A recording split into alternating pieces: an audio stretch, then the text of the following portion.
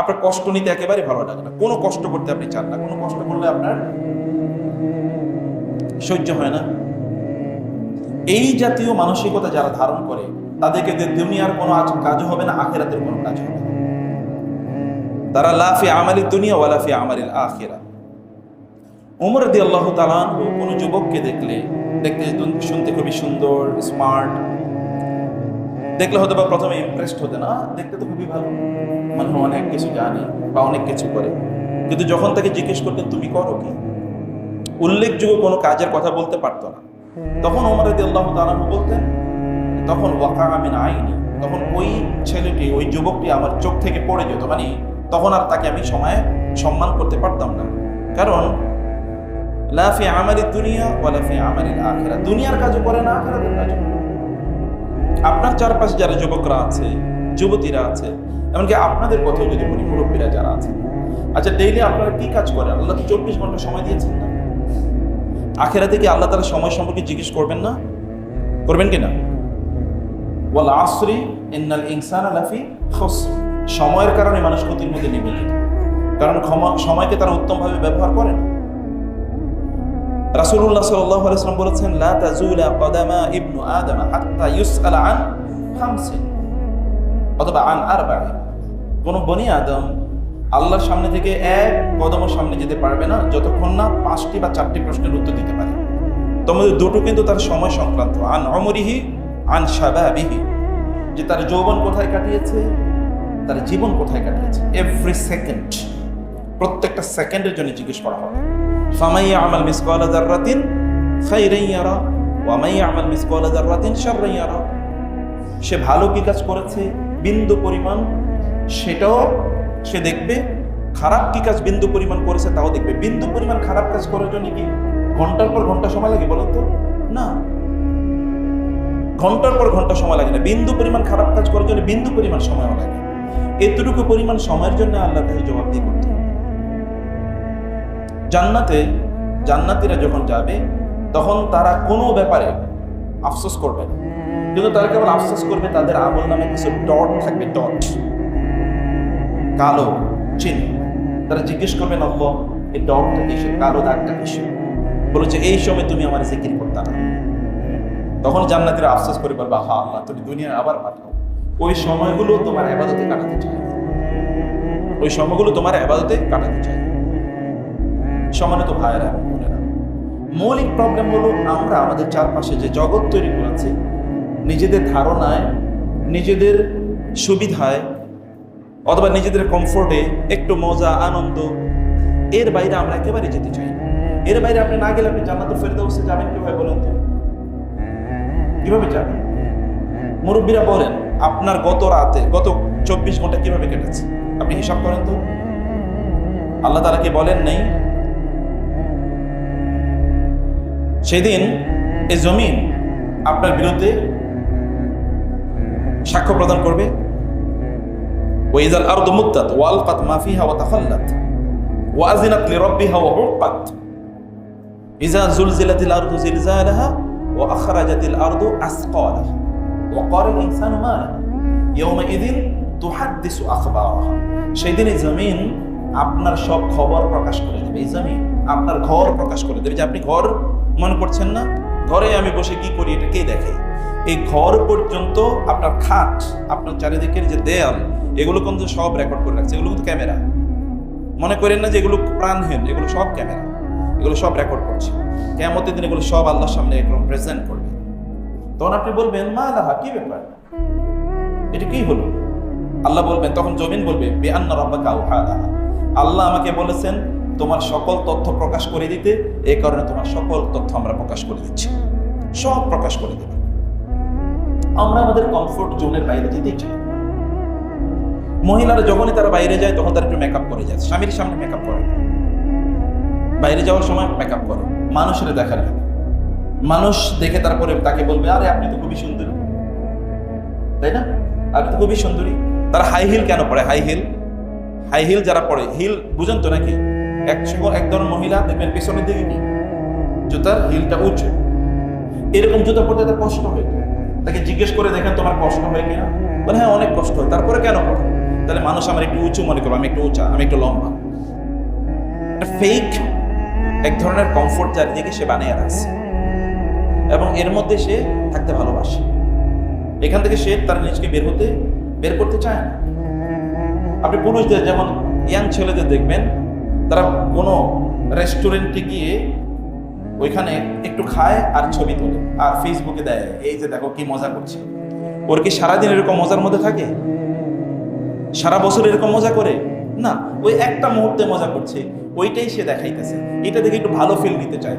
সে তো তার নিজে তো আনন্দ করেছে, কিন্তু মানুষজন তারে বলে ওইখানে একটু লাইক করবে, কমেন্ট দেবে, একটু শেয়ার করবে, এটা তার একটু ভালো লাগার জায়গা। এইরকম একটা বাতিল জগৎ তার চারিদিকে সে তৈরি করে একটু আনন্দ নিতে চায়। রিয়েল জগতে বসবাস করছে না, লোকেরা একেবারেই রিয়েল জগতে বসবাস করে না। এগুলো অনেক দামি, আপনি একটা মোবাইল কিনলেন, আচ্ছা এই দামি মোবাইল আপনার কাজ কি? আমার এক কলিগ খুব দামি একটা মোবাইল কিনেছে, আমি বলছি দামি মোবাইলের তার কাজ কি?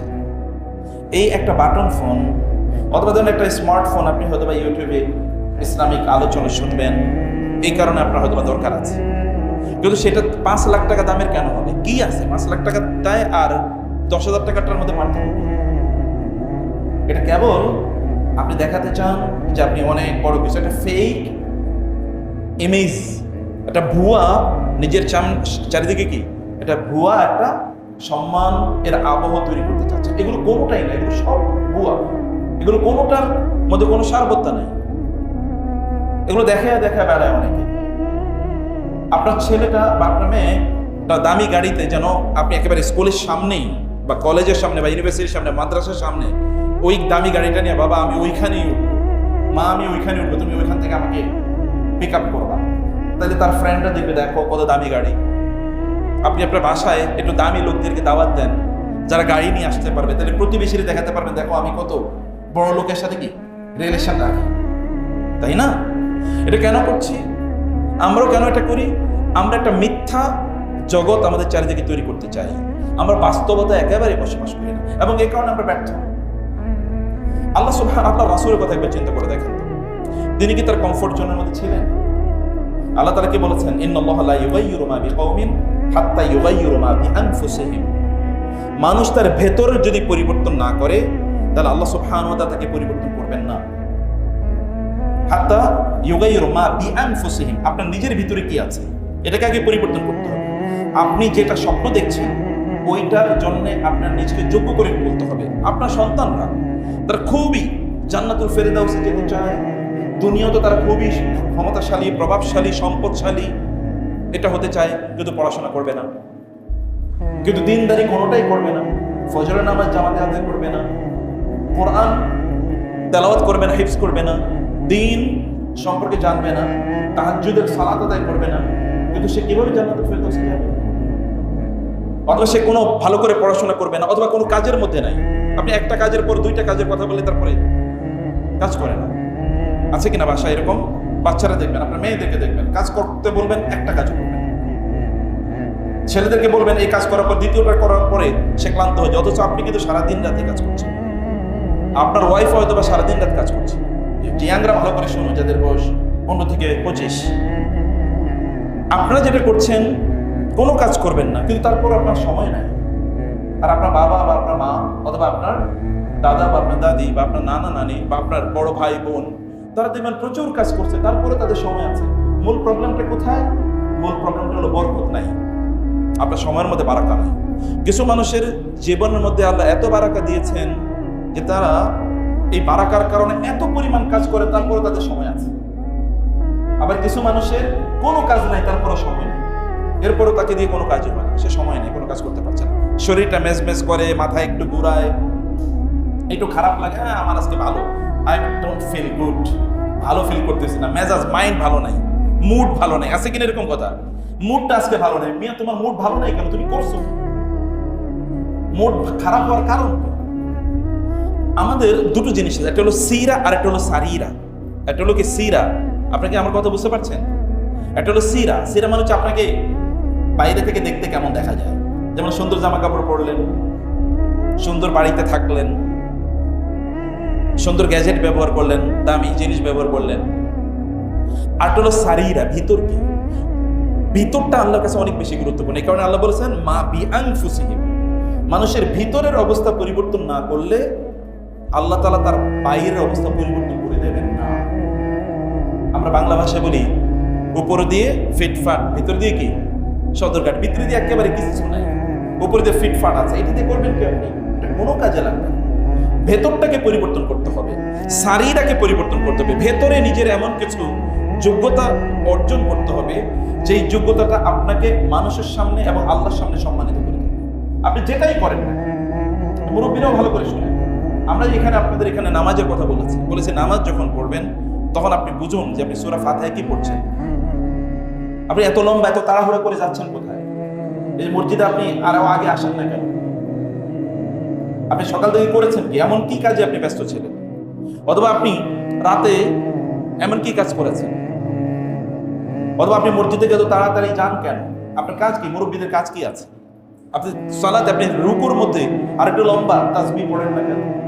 আমি বলেছিলাম রুকুর মধ্যে যতক্ষণ তাসবিহ পড়তে থাকবেন ততক্ষণ আসমান থেকে বৃষ্টির ফোঁটার মতো আপনার উপর রহমত বর্ষিত হতেই থাকবে। তাহলে আপনি রুকু কেন এত শর্ট দেন?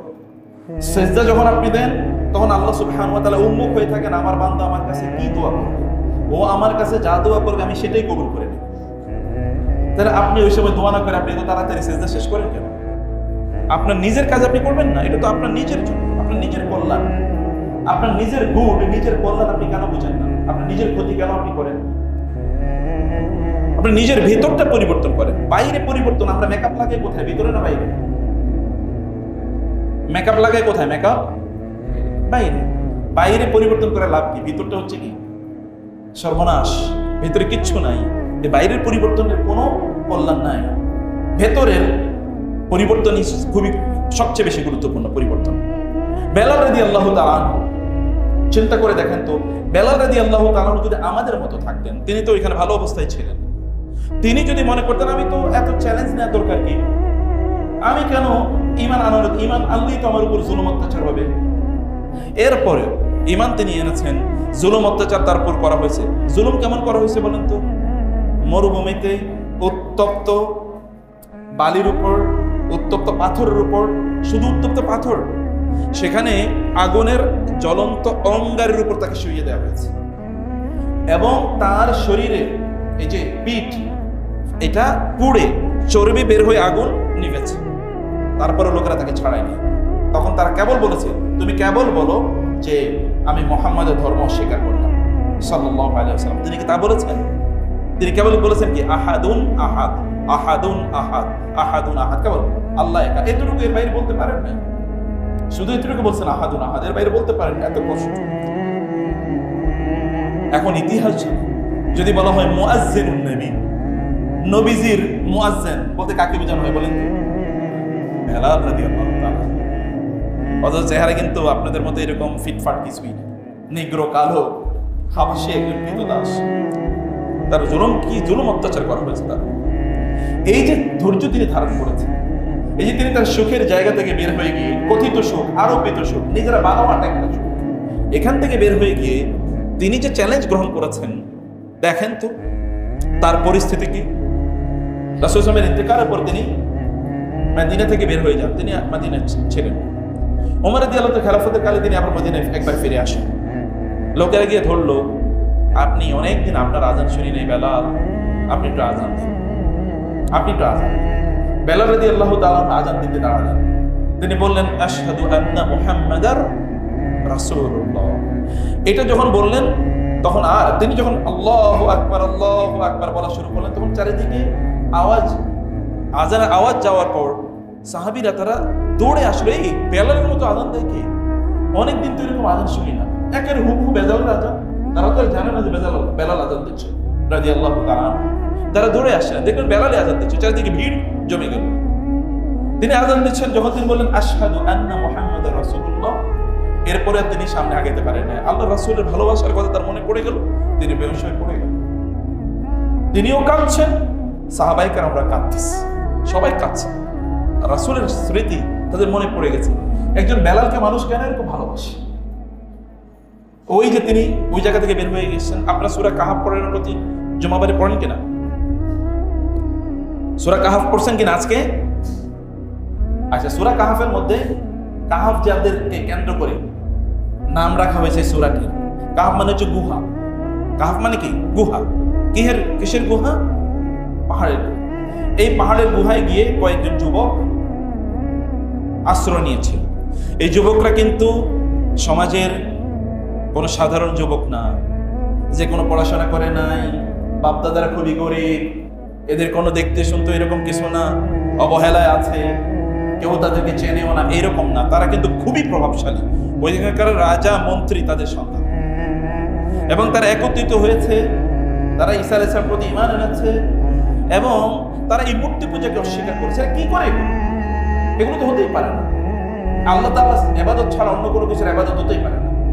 এগুলোকে তারা অস্বীকার করেছে। রাজাদেরকে তারা ওই সময়ে রাজাদেরকে মানে মনে করা হতো যে তারা আল্লাহর সন্তান, এবং এই কারণে তাদের পূজা করতে লোক। এর বলে না এটা হতেই পারে, তাদের সন্তানরা কিন্তু। এবং তারা কিন্তু এখন ধরেন কোন একজন 1000 কোটি টাকার মালিকের একটাই মাত্র ছেলে, ওই ছেলেটা কিভাবে চলতে পারে বলেন তো? একেবারে সবচেয়ে দামি গাড়ি, সেটা BMW হতে পারে, তাই না? অথবা এর চেয়ে আরো দামি কোনো গাড়ি হতে পারে, ফেরারি হতে পারে, ল্যান্ড ক্রুজার হতে পারে, এমন কোনো গাড়ি নিয়ে সে সারাদিন ঘুরে বেড়ায়, ফুর্তি করে, বন্ধু বান্ধবদেরকে নিয়ে আড্ডা দেয়। পড়াশোনা নেই, কারণ বাপের এত টাকা, সে পড়াশোনা করে করবে কি? এইরকম ফ্যামিলির যুবকরা, তারা সমাজে যে অন্যায় চলছে, এই অন্যায়ের বিরুদ্ধে তারা দাঁড়িয়ে গেল, এবং তাদেরকে হত্যা করার জন্য এবার পরিকল্পনা করা হলো যে ওরা আমাদের বিরুদ্ধে বিদ্রোহ করছে, ওদেরকে রাখা যাবে না। তারা কি আশ্রয় নিয়েছে কোথায় বলেন তো? গুহায়। আল্লাহ সুবহানাহু ওয়া তাআলা গুহাতে তাদেরকে 309 বছর ঘুম পাড়িয়ে দিলেন। তারা সেখানে 309 বছর ঘুমিয়েছিল। যখন তারা ওইখান থেকে বের হয়ে আসলো, তারা দেখলো যে গোটা সমাজ পরিবর্তন হয়ে গেছে। এতদিন আল্লাহর ইবাদত করার মতো লোক পাওয়া যাচ্ছিল না, এখন আল্লাহর ইবাদত করে না এরকম লোক পাওয়া যাচ্ছে। ওরা কিন্তু ঘুমিয়ে আছে। আল্লাহ তাআলা তাদের এতটুকু প্রচেষ্টাকে, এরা যে এত বড় সম্ভ্রান্ত ফ্যামিলির সন্তান, তারপরেও তারা সমাজের এই যে কথিত আরোপিত মানুষের নিজেদের কল্পিত কিছু কমফোর্ট জোন, এগুলো থেকে তারা বের হয়ে গিয়েছে। তারা চিন্তা করে নাই আমি যদি এই দিনের দাওয়াত দেওয়া শুরু করি, যদি আমি দিন প্র্যাকটিস করি, নামাজ পড়ি, দাঁড়িয়ে রাখি, এবং আমি যদি টুপি পড়ি, আমি যদি মসজিদে যাই, তাহলে লোকেরা বলবে এ তো জঙ্গি হয়ে গেছে, মৌলবাদী হয়ে গেছে। তাইলে এরা মনে করবে এরা কি, এরা তো দেখি এখনকার যুবক মানে হলে একটু মদ খাবে, একটু জুয়া খেলবে, একটু আড্ডাবাজি করবে, দামি গাড়ি নিয়ে একেবারে ভয়ঙ্কর গতিতে রাস্তায় গাড়ি চালাবে, 2-4 জন লোককে অ্যাক্সিডেন্ট করবে, তাই না? এরকম হওয়ার কথা, কিন্তু এগুলো কোনো কিছুই করে নাই। এই যুবকরা ওইখানে যখন গিয়েছে, আল্লাহ সুবহানাহু ওয়া তাআলা তাদেরকে এতটা মর্যাদায় নিয়ে গেলেন যে আল্লাহ তাআলা তাদেরকে ওইখানে ঘুম পাড়িয়ে রাখলেন। ঘুমের অবস্থায় তাদের যেন কোনো সমস্যা না হয়, এই কারণে সূর্যের গতিপথ আল্লাহ তাআলা পরিবর্তন করে দিতেন। মানে ওই যে তারা যখন ইয়ের মধ্যে ছিল, ওই মানে গুহার মধ্যে ছিল, ওইদা গরাবাত তাকরিদুহুম যাতাশ শিমাল যাতাল ইয়ামিন, এরকম একবার ডানে একবার বামে তাদেরকে রেখে তারপরে সূর্য যেত। ওহুম ফি ফাজওয়াতিন মিন, তারা ছিল ওই গুহার গর্তের মুখে। যালিকা মিন আয়াতিল্লাহ মান ইয়াহদিল্লাহু ফাহুয়াল মুহতাদ ওয়া মান ইউদ্লিল ফালান তাজিদ লাহু ওয়ালিয়্যান মুরশিদা। কমফোর্ট জোন থেকে বের হওয়ার কারণে আল্লাহ তাআলা তাদের মাধ্যমে শুধুমাত্র ওই সময় এত বড় মিরাকল ঘটান নাই, এতটুকুই শুধু আল্লাহ শেষ করে রাখেন নাই, বরং এইটা তখনকার সকল মানুষরা জানত, এবং এর নামে তাদেরকে ভিত্তি করে আল্লাহ তাআলা একটা বিশাল সূরা নাযিল করে দিলেন, যেই সূরাটি প্রতি শুক্রবারে যদি আমরা পড়ি, তাহলে এই শুক্রবার থেকে পরের শুক্রবার পর্যন্ত এই সময়টাকে আল্লাহ তাআলা আমাদের জীবনটাকে নূর দিয়ে ভর্তি করে দেবেন।